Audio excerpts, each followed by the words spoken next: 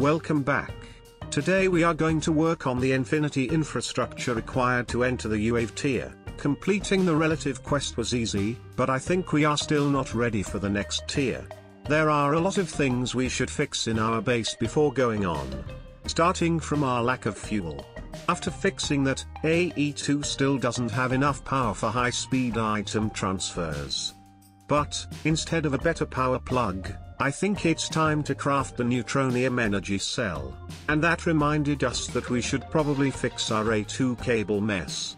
If that looked clean, it is only because that was the peer-to-peer network. We can't really fix that, but we can make it more manageable. Messing with that controller could halt our whole base, so we shall build a new one. The issue is that, if we were to use wireless cables like that, we would waste about half of the connections we can have, so we will still have peer-to-peer connections. However, instead of managing those with cables and a huge sub-network, we just bring those where we have enough space to build a wall of wireless connectors. And there we have the first half of our poorly designed new controller. Not only it's not the optimal Hilbert curve version, it also has a hole wasting 900 channels. Anyways, we now have a nice wall of wireless connectors ready for use, to which we have to reconnect our whole base. Each peer-to-peer segment we had, one by one, and we are going to remove as many cables as possible, since those increase the game loading time. After reconnecting everything to the new controller, we can check how much of a mess it looks like. And the power usage seems to not even reach 1 ZPM amp. We didn't even need the neutronium energy cell. The next thing we are going to need is more circuits. And it looks like our VATs can't produce. Also, we can switch to a recipe that has 8 times more yield. However, that requires a bacteria which is rather hard to get. It takes 3 minutes with a 7% success rate. But we had 8 labs running that stuff for the whole last episode, so we got our back covered. By the way, there was a better way to duplicate bacteria cultures, but we are lazy. Now we just have to build a new set of VATs. Stuff some of the fluid we already have in the output to kickstart it, and we are done. However, we also want faster circuits. So we built some more assembly lines. Luckily, we can now copy the input bus settings with a data warp, and then we just expand the input subnetwork. Since we can now mass produce biocircuits, we shall also review what kind of circuit we use for each tier.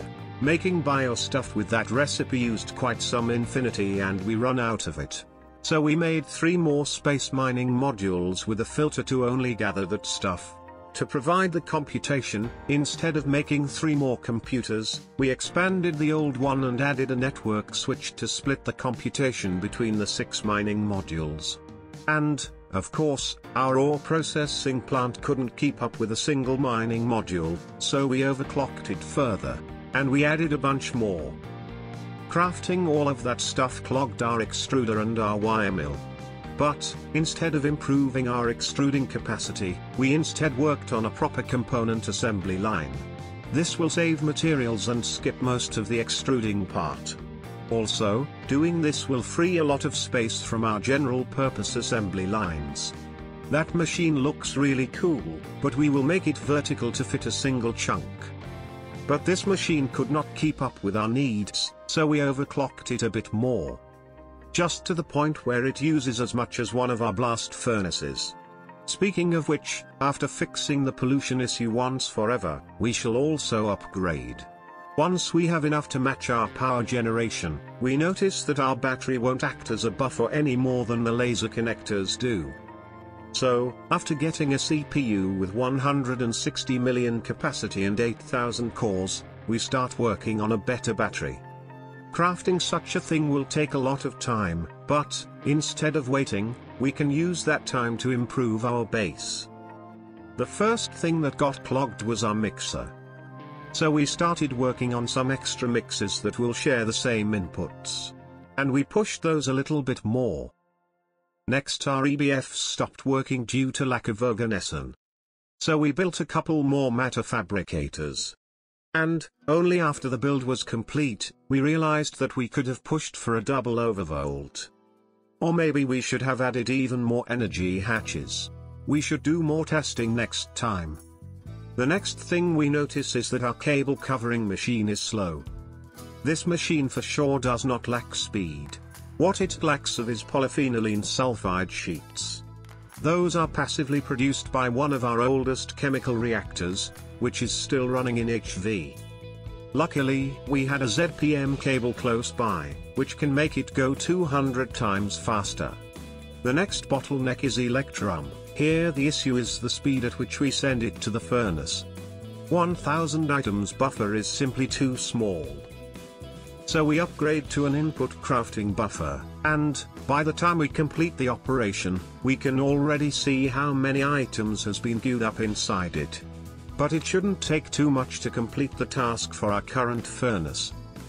The next bottleneck is the bending machine, which has the same issue.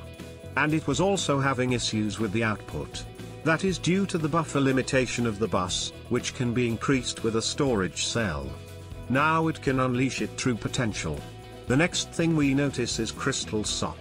We used to make those with a lot of emeralds in a convoluted way, but we can now switch to a better recipe. And we can fix that with our wireless terminal, but, after modifying a pattern, we must also restart the crafting. The next thing we notice is that we are making no progress with circuits. That is due to lack of circuit boards.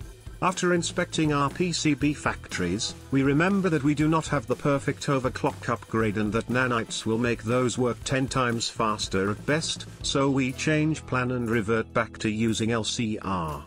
But that requires a lot of extra acids. Those are passively made and the issue here is about the amount we are stocking. So we increase the size of the tank. However, filling it will take some time, due to the many steps required for that fluid. So, since that is required for the thousands of HV circuits, we can instead do a manual batch of a different circuit that does not use epoxy. And we right away notice the speed at which we make the plastic bars. That was an almost unused recipe, so it was left inside the old HV fluid solidifier. Thanks to our wireless universal terminal, we can quickly multiply the pattern and move it to the bigger solidifier. And with that, we have completed our batch of surrogate circuits. But we have to convert those into the generic version, possibly without editing patterns. So we add a stocking bus on our press. Once we get back to our battery, we notice that our laser and our cutting machines are not working.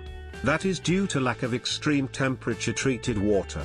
The issue here was the production speed, so we increased the parallel count. And that made the machine eat a little bit more of power, so we started using lasers there too. But our cutting machine still didn't cut it, so we started working on an ugly convoluted mess to help it. And finally, we completed our new battery. To use it, we have to put it in a box and place it inside our battery multi-block. That new battery has quite some capacity, and with our current power production, filling it up will take a couple of years. So, what did we learn today? Yeah, let's not spend too much time trying to craft some weird ancient device.